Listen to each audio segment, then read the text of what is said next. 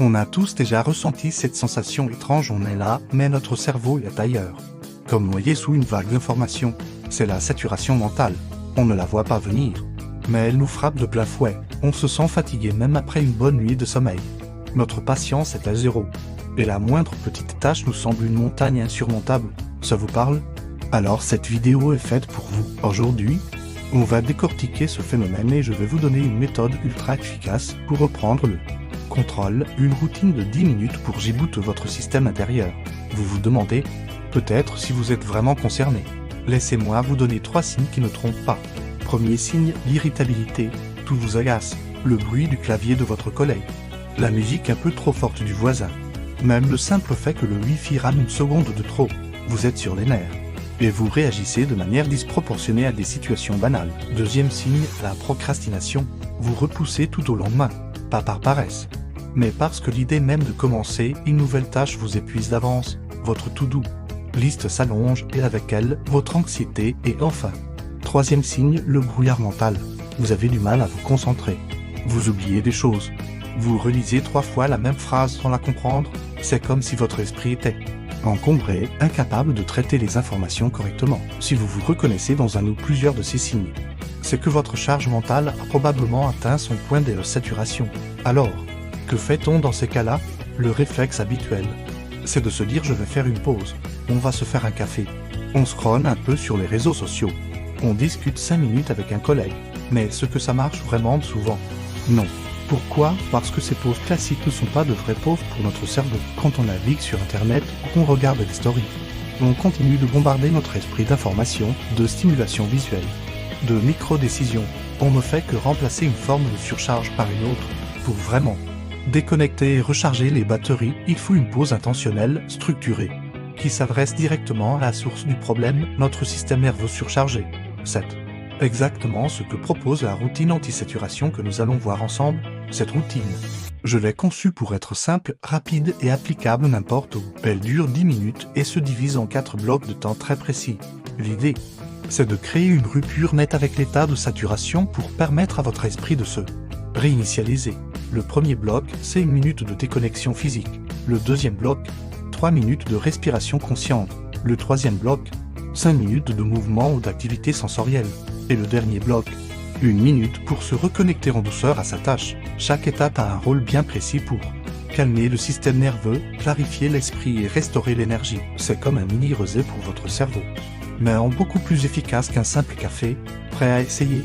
Alors, concrètement, comment on applique cette routine? Imaginez, vous êtes au bureau. Vous avez l'impression que votre tête va exploser. Il est temps de lancer la routine anti-saturation. Mettez une alarme pour 10 minutes. Première minute, déconnexion physique. Levez-vous. Si vous êtes devant un écran, détournez le regard, allez vers une fenêtre et regardez au loin. Ne pensez à rien de particulier. Juste à changer de posture et de perspective. L'objectif est de signaler à votre corps que vous entrez en pause. Ensuite, les 3 minutes de respiration, asseyez-vous ou restez debout. Mais dans une position confortable, fermez les yeux si vous le pouvez. Inspirez lentement par le nez pendant 4 secondes, retenez votre souffle pendant 4 secondes. Puis expirez doucement par la bouche pendant 6 secondes.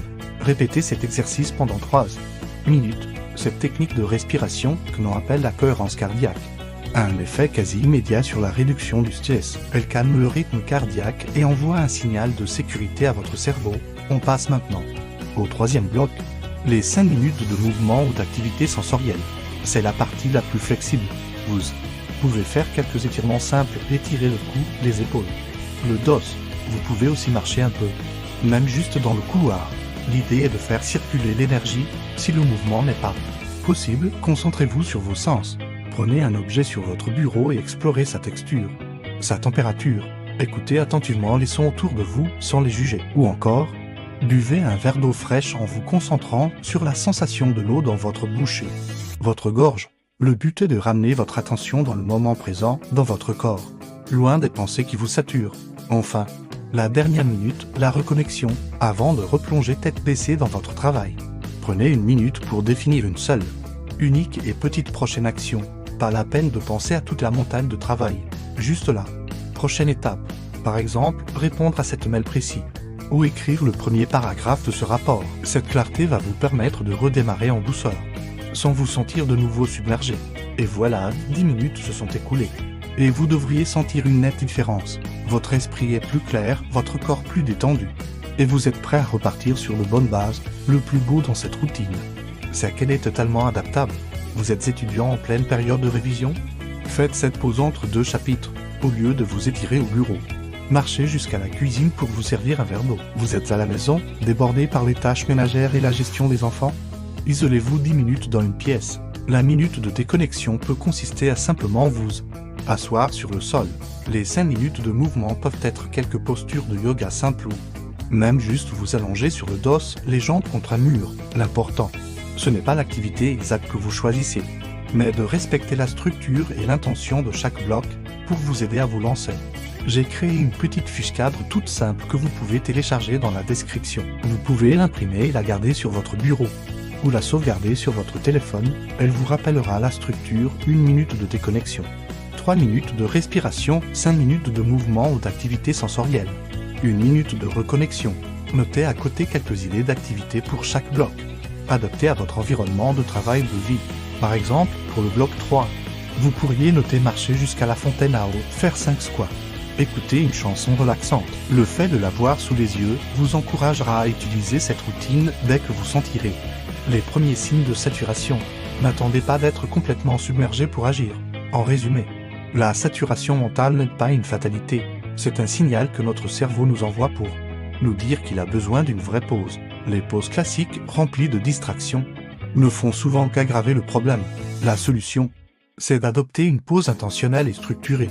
La routine des 10 minutes en 4 blocs que je vous ai présentée est un outil puissant pour ça. Elle permet de calmer le système nerveux, de clarifier l'esprit et de recharger durablement son énergie. C'est un petit investissement en temps pour un retour sur investissement énorme en termes de bien-être et de productivité.